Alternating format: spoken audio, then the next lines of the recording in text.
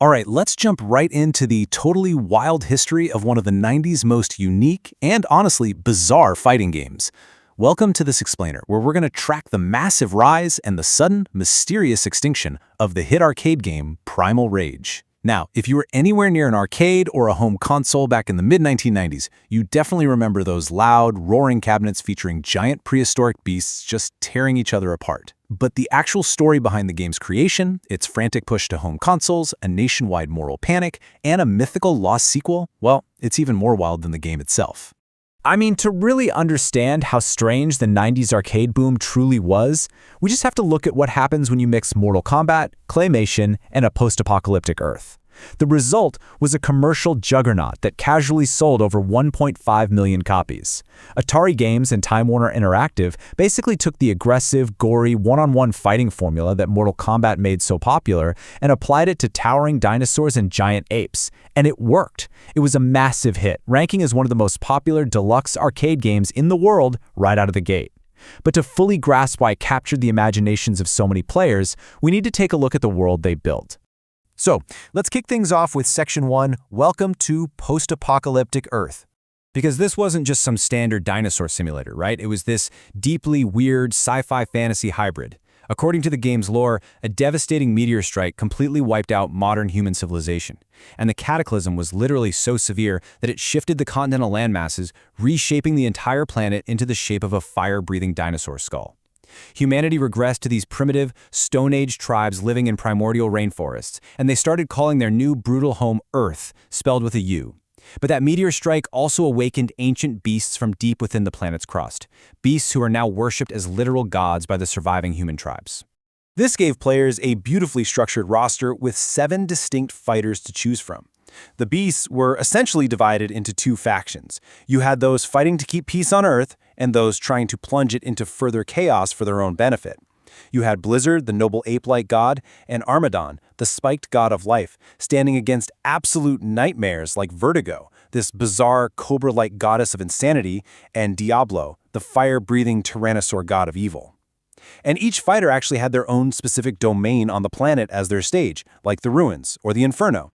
Now here is the absolute best part. The lore tied directly into the gameplay in such a fun way. While you were battling another giant god, tiny human tribesmen would actually wander around in the background worshipping you, and you could scoop them up and devour them to heal yourself during the match. But there was a catch. Eating your opponent's worshippers gave you a bonus, while eating your own devoted followers would actually penalize your score. It was a wonderfully dark, clever way to make you really feel like a massive, uncaring deity. Moving right along to Section 2, Stop-Motion Dinosaur Gods. To truly appreciate this game, we have to look at the incredible, painstakingly physical way Atari brought these fighters to life. Instead of using digital pixel art, which was totally the standard for the era, the developers went practical.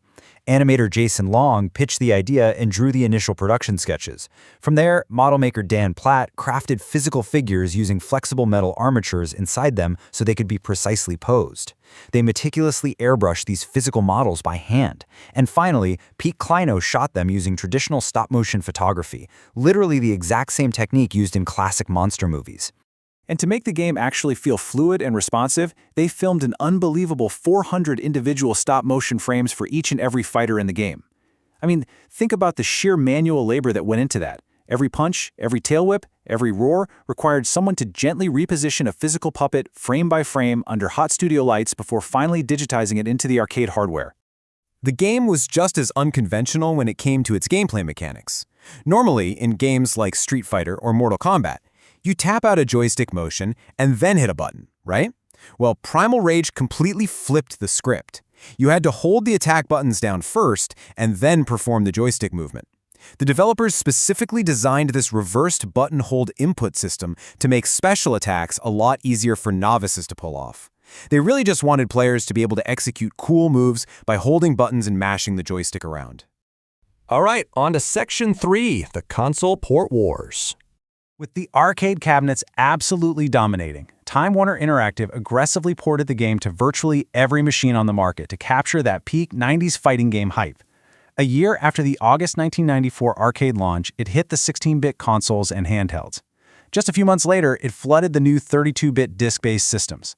By 1996, it had even landed on the Sega Saturn. It was literally everywhere. But you know, the crazy thing about gaming in the 90s was that your experience heavily depended on which plastic box was sitting under your TV, resulting in wildly different versions of the game. For example, the Super Nintendo had better visuals than the Genesis, but they censored a controversial fatality. The Genesis had fuzzy graphics but controlled a lot better.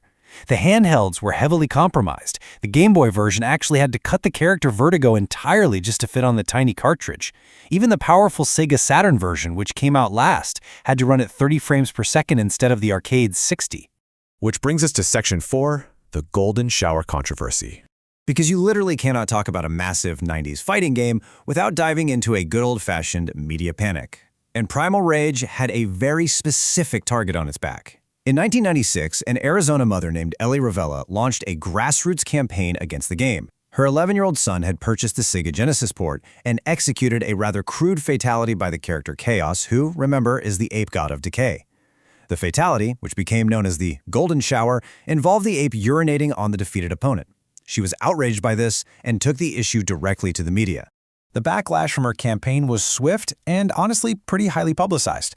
It actually caused the major retailer Best Buy to pull the game completely from the shelves of 251 stores across the entire country. Now, the response from the publisher is kind of fascinating. Time Warner Interactive simply pointed out that the game was clearly already rated T for teen by the ESRB, meaning an 11-year-old shouldn't have been buying it in the first place.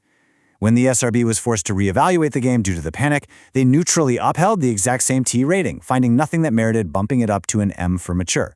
Furthermore, Time Warner wasn't actually that concerned financially. As their PR pointed out, by the time this 1996 controversy hit, the arcade game was already 2 years old and had largely made its money. Best Buy eventually returned the games to their shelves, though strangely, they kept only the Genesis version off unless it got an M rating.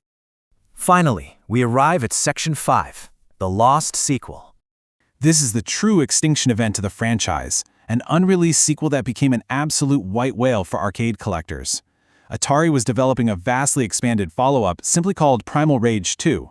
They were expanding the roster from 7 characters all the way to 17. The new story involved the gods using human avatars as surrogates to fight for them, meaning you'd play as human warriors who could transform into the beasts.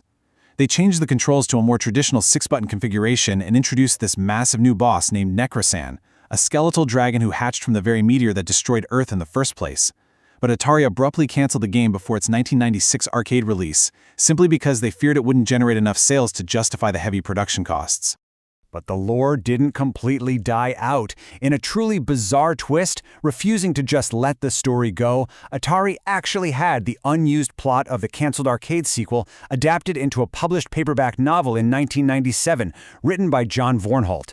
The book explained what happened to the gods, introduced those human avatars, and featured the epic battle against the skeletal dragon Necrosan. For years, Primal Rage 2 was basically a ghost, an internet myth.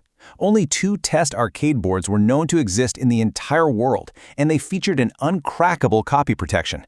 Dumps of the code circulated online for a long time, but no emulator could actually run them. That is, until March 2017. When an emulation enthusiast finally broke the code, creating a modified version of the popular arcade emulator MAME, aptly named MAME4RH2. Decades after it was locked away in Atari's vaults, the lost sequel was finally made playable to the public.